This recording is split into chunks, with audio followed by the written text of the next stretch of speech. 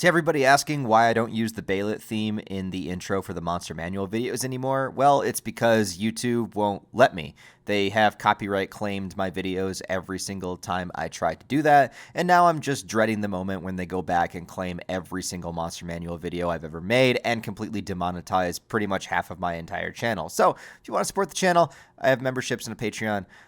If not, I'm sorry that the intro changed, but I still love you, and we struggle forward.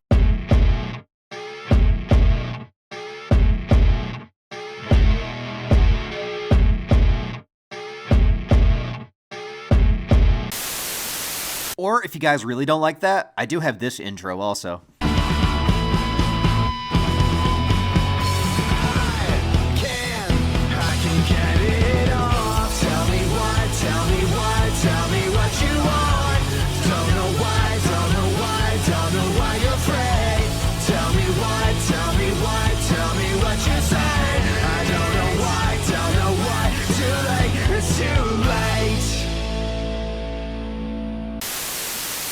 You know what? Scratch that too.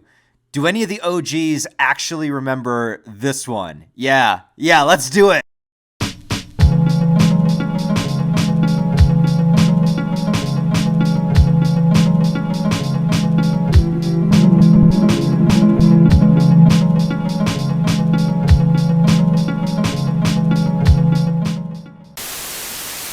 Despite an extremely limited amount of time in the story, CHITCH is a character that many fans resonate with and consider to be one of the best and most wholesome moments of the entire manga, and they're absolutely right.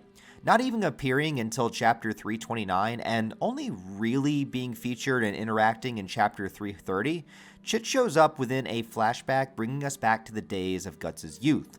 Days before the Band of the Hawk, and when he was truly at his most lonesome, without any support or camaraderie that he would eventually find himself to be in. Now, when it comes to many of the astral creatures and entities of Berserk, CHITCH is often mentioned to be an elf, but that's not actually the case, though there hasn't been an official term to call her species other than a spirit of the flower, and that is because her essence is directly attached to the flower that she is nearby. She's first seen in the manga living within a prison cell that Guts is thrown into. It's cold, dark, and a depressing atmosphere other than the little bit of light shining through the window that allowed this little flower to grow. The flower itself is based on a real one that exists called the, and forgive my pronunciation here, Capsella bursa pastoris? I don't know how to pronounce that, but it's also called the shepherd's purse. It's native to Europe and Asia, but it's often considered just to be a common weed, representing something people would dismiss or ignore, or not even notice if there was a little spirit attached to it. Interestingly enough, though, some people do use it for cooking and also within traditional medicine, not the least of which is using its leaves in order to stop bleeding, which is exactly what happens in the manga. Even her design resembles that of the actual flower, her body looking like the leaves and the hair made of blooming flowers. And like her energetic, innocent personality, her facial design resembles that of a small child. CHITCH explains to Guts how the light has allowed the flower to grow, and thus allowed her to exist here as well. Now, at the time that this happens, both within the story and in Guts' life, visits from astral world creatures are not common. The physical and astral worlds overlap from time to time. Something from the astral world can sometimes seep into the physical, but it's a very rare occurrence, and in this case, it is due to the flower itself. You can view it as kind of a tether to the physical world, which is allowing CHITCH to interact here when normally she wouldn't be able to.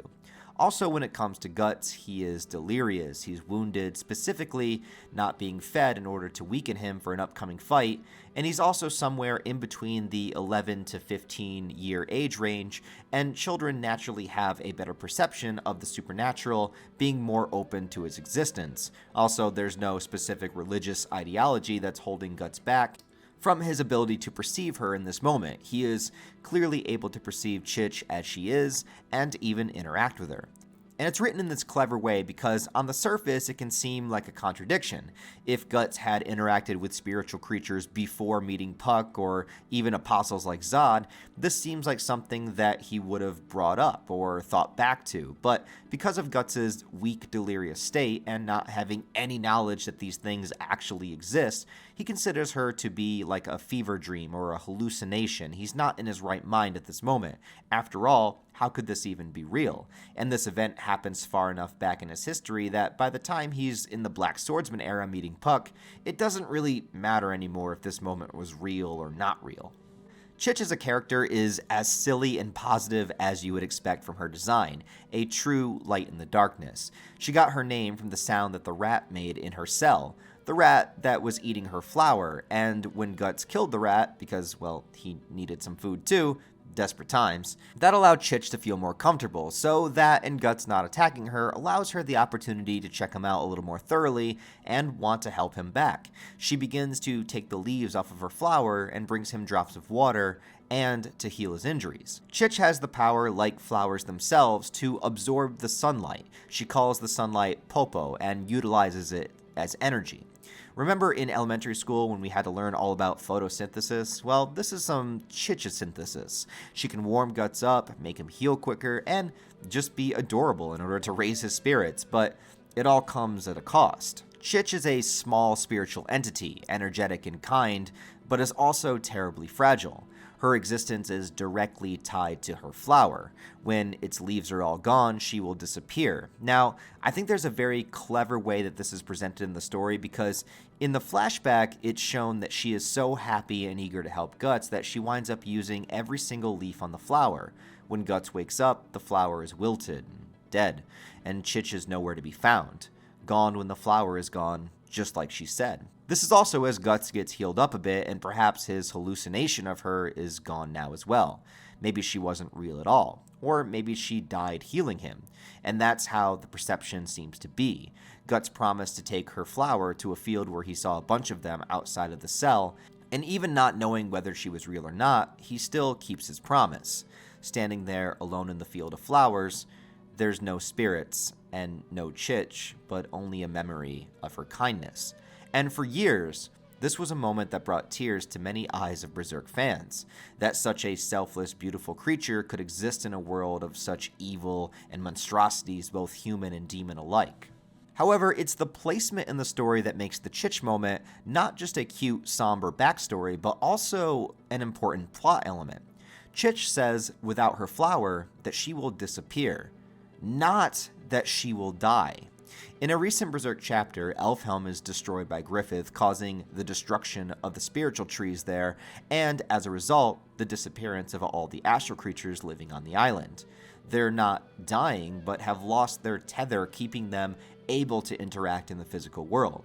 Griffith had ordered the new Band of the Hawk to go around destroying and burning down the spirit trees, so is it not strange to consider CHITCH's flower, spirit trees, and the giant spirit tree of Elfhelm all parts of the same idea, but at different levels of power? So CHITCH chapters not only teach us about CHITCH, but also the idea of the connection some astral entities need in order to exist in the physical world. Basically what I'm saying is, I don't believe that CHITCH is dead, nor do I believe any of the Elfhelm inhabitants are. They are just isolated within the astral world without a way to remain in the physical. It is fairly likely that we will see CHITCH again in the future, and that bright shining smile will absorb all of the Popo and maybe heal Guts once again. Or maybe I'm just being too optimistic. She's probably dead. But I would say there's a highly likely chance that she's not. I don't think Miura would throw a random backstory this deep into the manga without a purpose, and so that's my theory with it. But the chapters themselves are nice to see, and it's always good to remind us that positive, happy, astral creatures exist within this world too. And even having only one real chapter to interact, CHITCH left an impression on many Berserk fans. So anyways, guys, what do you think about the character of CHITCH? Like I said, we only get one real chapter with her, but her impact is felt even many chapters later. Let me know what you think about the character and the backstory down below in the comments. Also, guys, don't forget to like the video and subscribe to the channel if you want to see some more content, manga, anime, movies, and whatever else. That's all on here. If you want to support the channel on a deeper level, I do have a Patreon, channel memberships, and merch store linked down below, as well as all the various social media links where you can follow me. Other than that, guys, I hope you have a wonderful rest of your day, and I'll talk to you next time.